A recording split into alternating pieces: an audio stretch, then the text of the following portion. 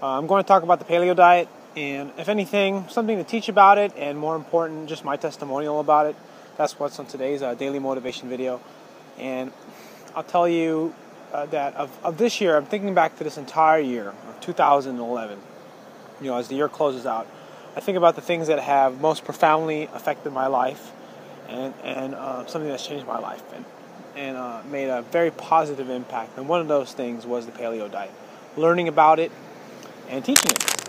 I'm a big paleo advocate, but unless you know what the Paleo Diet is, I really don't call it the Paleo Diet, because I really do think sometimes for people the Paleo Diet has a negative connotation.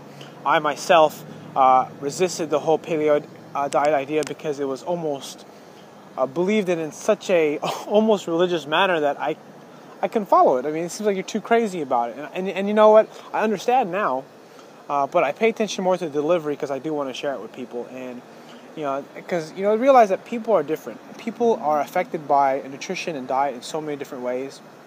And some people get overweight really easily, and some people don't. Some people stay skinny and have trouble gaining weight.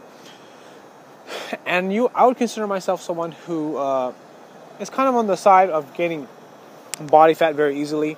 Not really on the heavy side. Like, I've been as heavy as 240 pounds. I've struggled with dieting my entire life. I've struggled with my weight my entire life. Even as a trainer, I've been training for like the last 10 years, and I've struggled so much. And all I would do to burn off the calories is I would run.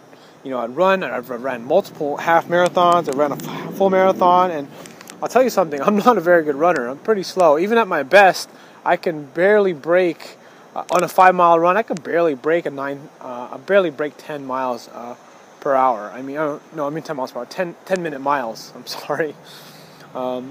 Usually I finish at 9:45 per, and to some standards that's pretty fast, but to most runners that's really slow.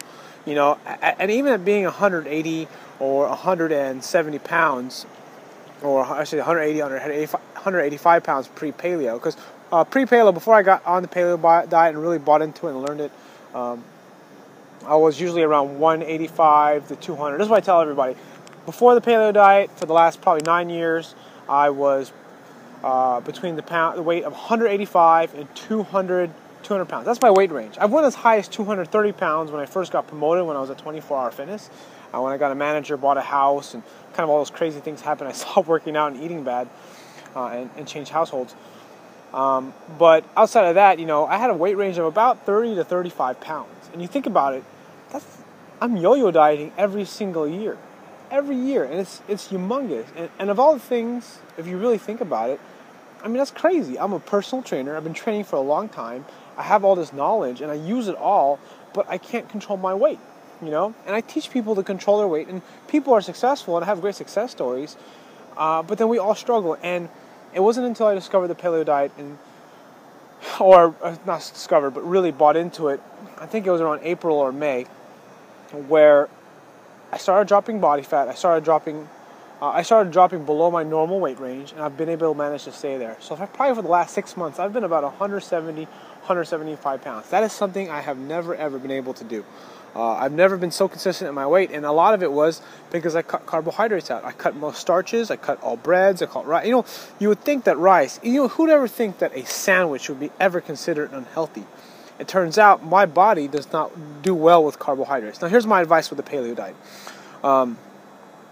If you don't have trouble processing carbohydrates, and you can maintain a pretty good body composition or pretty good body fat, and maintain close to your body fat range, I see no reason for you to cut out bread. I see no reason to cut out much of the carbohydrates if your body sustains well, if you have good energy.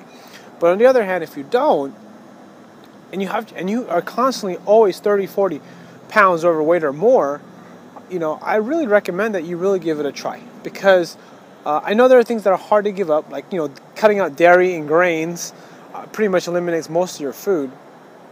I can tell you right now that, speaking from a used to be overweight individual, that there is nothing in probably the last at least 4 or 5 years that has profoundly affected my view on fitness, because now I question everything. Everything that you hear on TV, or not hear TV, things I even read. Where does this come from about grains being healthy? And I'm not saying they're the devil, but I'm saying they work for some people and they don't work for others. And the key thing is, my philosophy on training: if it works, keep doing it.